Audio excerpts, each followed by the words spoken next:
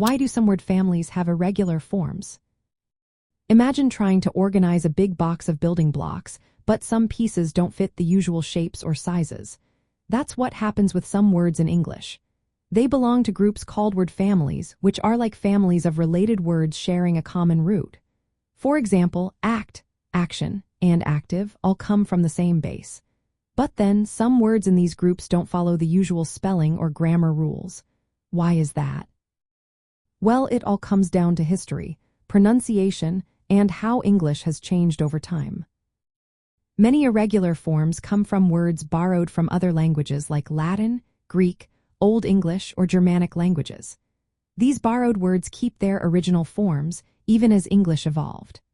For example, the word child changes to children in the plural following Old English rules that are different from today's simple ending. Words like ox and oxen also follow old plural rules from Old English. Scientific words like bacterium and bacteria follow Latin and Greek rules for pluralization.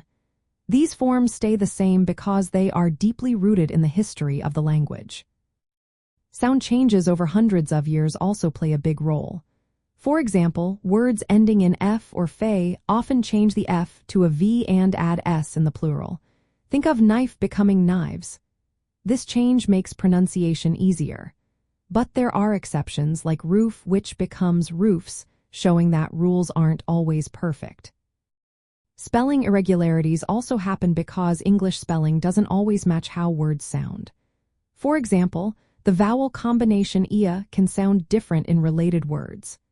Bread has a short e sound, but read can have a long e sound. These differences can make words in the same family look or sound different, even though they are related.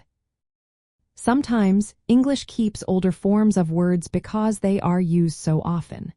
For example, goose becomes geese in the plural, following an old pattern from Old English. These irregular forms stick around because people use them every day. Knowing why some word families have irregular forms helps learners understand that English is a mix of many influences. It also helps with reading, spelling, and speaking. For example, if you know child and children are part of an irregular group, it's easier to remember how to use them correctly. Teaching these irregular words together, especially those with similar origins or sounds, makes learning easier.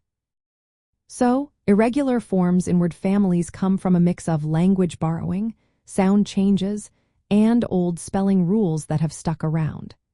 These quirks tell the story of how English has grown and changed over hundreds of years. Recognizing these patterns helps us use words correctly and appreciate the rich history behind them. When you see sheep or fish in sentences like "the children played outside" or "she sharpened her knives," you're seeing how these irregular forms fit into everyday language.